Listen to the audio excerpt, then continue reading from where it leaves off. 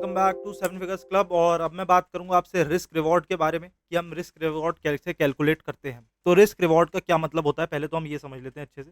उसके बाद हम बात करेंगे कि ये रिस्क रिवॉर्ड हम यूज़ कैसे करते हैं। तो देखो, रिस्क रिवॉर्ड का मीनिंग क्या होता है। सबसे पहले basic meaning, risk reward means आप कितना रिस्क ले सकते हो कितने रिवॉर्ड के लिए। Risk is to reward. अब आप कैसे इसको डिटरमाइन करोगे कि मैं 1 रुपए का रिस्क लूंगा 3 रुपए के प्रॉफिट के लिए, मतलब 1:3 का। समझ आ रहा है? तो यानी कि आप बात समझ पा रहे हो। इस पे आपका स्टॉप लॉस डिटरमाइन होता है। स्टॉप लॉस क्या होता है पहले तो ये भी समझ लो। स्टॉप लॉस होता है आपका, जैसे आपकी ट्रेड थी, आपने यहाँ से चार्ट चल रहा था, आपने सोचा कि ये अगर इस बड़े में ले लेते हैं थोड़ा, ऐसे एक ट्रेड चल रही थी। ठीक है, ये स्क्रीन है आपकी, और ऐसे करके एक ट्रेड चल रही है। आपने सोचा अगर ये वाला सपोर्ट, ये वाला रेजिस्टेंस टूट गया, ठीक है, तो भाई मजा आ जाएगा कसम से, पैसा ही पैसा बरसेगा। तो आप, जैसे ये ब्रेक होता है, आप सोच लेते हो कि ऊपर जाएगा, बट बाय समहाउ ये ऊपर ना जाके नीचे चला जाता है, तो आप अपना एक स्टॉप लॉस सेट करते हो कि मैक्सिमम अगर मेरा 10,000 का कैपिटल है। पहली बात, कभी भी हम लोग जब ट्रेड करते हैं तो हम पैसों के उसमें नहीं करते, हम पॉइंट्स के उसमें करते हैं, पॉइंट्स के। तो पहले हम अपना टारगेट सेट करते हैं कि अगर आज मुझे, मेरा कैपिटल है 40,000 का, मतलब 40,000 का, और मेरा टारगेट है आज मुझे 4,000 रुपये बनाना है। ठीक है, तो 4,000 बनाने के लिए मुझे 20 पॉइंट्स चाहिए 40,000 के कैपिटल से। ठीक, तो अब मैं इसको अगर 1/3 में डिवाइड कर दूं तो मेरा 7 पॉइंट का एस एल आ जाता है। 7 पॉइंट का S L, it's okay, no issues. 7 point का एस एल है कि मैं 7 पॉइंट अगर वो नीचे आया तो मैं सेल कर दूंगा।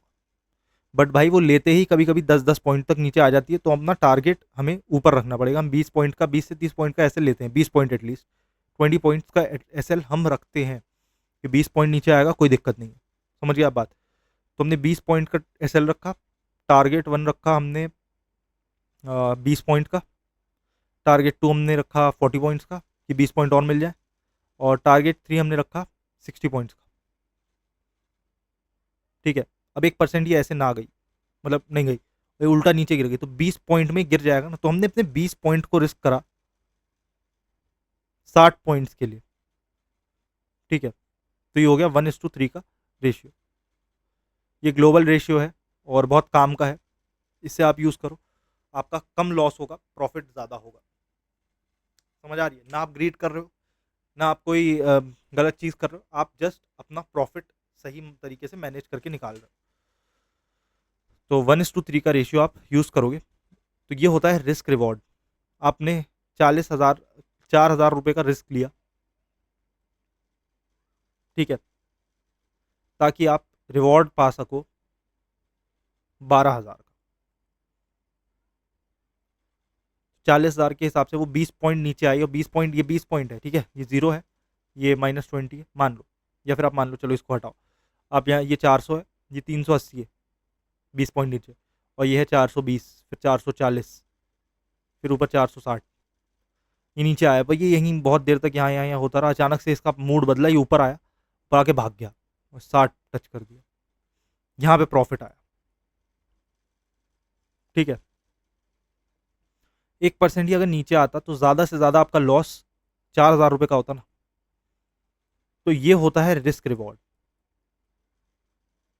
कि आप इतने पैसे 12,000 कमाने के लिए अपने कितने पैसे दाव पे लगाने को तैयार हो। मीन्स आप 12,000 लगाने, कमाने के लिए, बनाने के लिए आप कितने पैसे रिस्क करने को तैयार हो। समझ आई बात आपको? तो ये है basic meaning of risk and reward. तो यहाँ तक आप बहुत सारी चीज़ें समझ चुके हो। अब मैं आपसे मिलता हूँ अगले वीडियो में, वहाँ पे मैं कुछ और आपको इंटरेस्टिंग बताऊँगा। और फिर शायद ये हमारा अगला वीडियो जो है वो टेक्निकल एनालिसिस का लास्ट वीडियो नहीं है भाई, वो टेक्निकल एनालिसिस का नहीं है, ये इंट्रोडक्शन ऑफ टेक्निकल एनालिसिस का लास्ट वीडियो। इसके बाद मेजर टेक्निकल एनालिसिस शुरू हो जाए। तो मिलता हूँ मैं आपसे अगले वीडियो में, तब तक के लिए bye bye and take care.